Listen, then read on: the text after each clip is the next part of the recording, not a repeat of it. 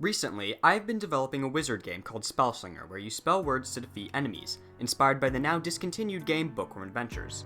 And now, it's time to take inspiration from another word game, Wordle. So, here's how we're gonna steal Wordle from the New York Times. Step 1, the words. Wait a minute. Wordle actually wasn't created by the New York Times. The original Wordle actually comes from the same game Spellslinger is inspired by.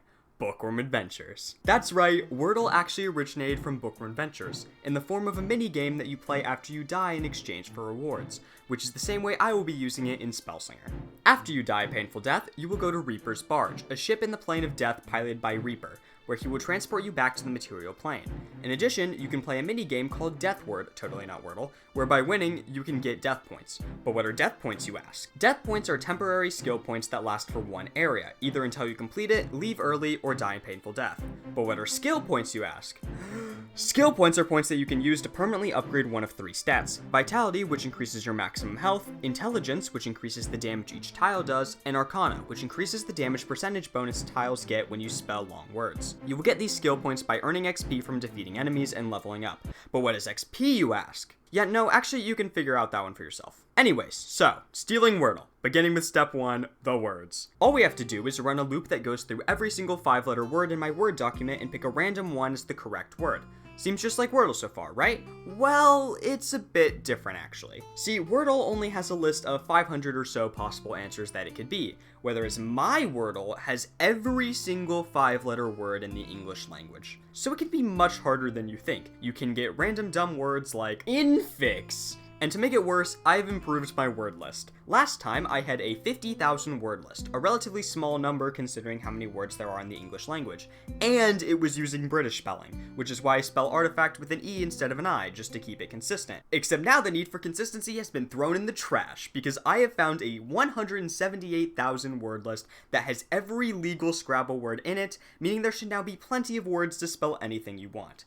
However, it is not exclusively British anymore, which means that I no longer need to keep the British spelling of artifact, which means that I need to change all of the code. Anywho, now that we have a word list, it's time for step 2, the game. In order to mimic regular Wordle, you need to be able to input a guess and then have the game tell you whether the letter is in the correct position, in the word but in the wrong position, or just not in the word at all, usually represented by a green, yellow, and gray letter respectively. Now I could do that, but it wouldn't really match the red aesthetic of Reaper's Barge, so I opted for a different solution. Letters that are not in the word will become cracked, letters in the word but in the wrong position will glow red, and letters in the correct position will have changed to show that they are correct and locked in. So, now that we have words and guesses, it's time for step 3, play it. Alright, let's start off with a good word. I like starting off with stale because it's pretty nice, get some good vowels and consonants. So we have an E at the end and an S somewhere in the word. So we could do something like purse, maybe?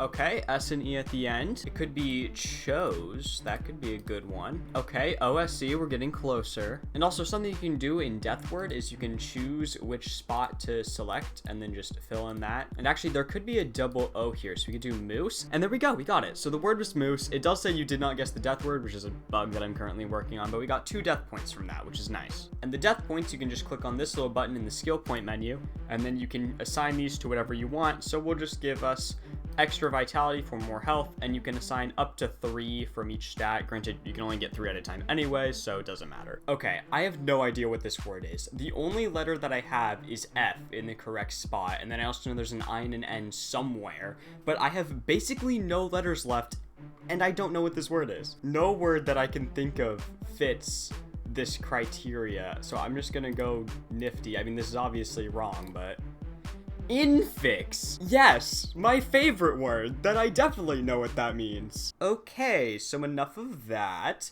That is gonna end today's episode of stealing ideas from other today's Spellslinger Devlog. Join me next time where I will turn this temporary map you probably saw during the video into an actual good one, and probably rip off another game as well. Also, you can wishlist Spellslinger on Steam right now, and you can subscribe to this channel to help support me and stay updated on new updates on Spellslinger. And hopefully, I will see you next time.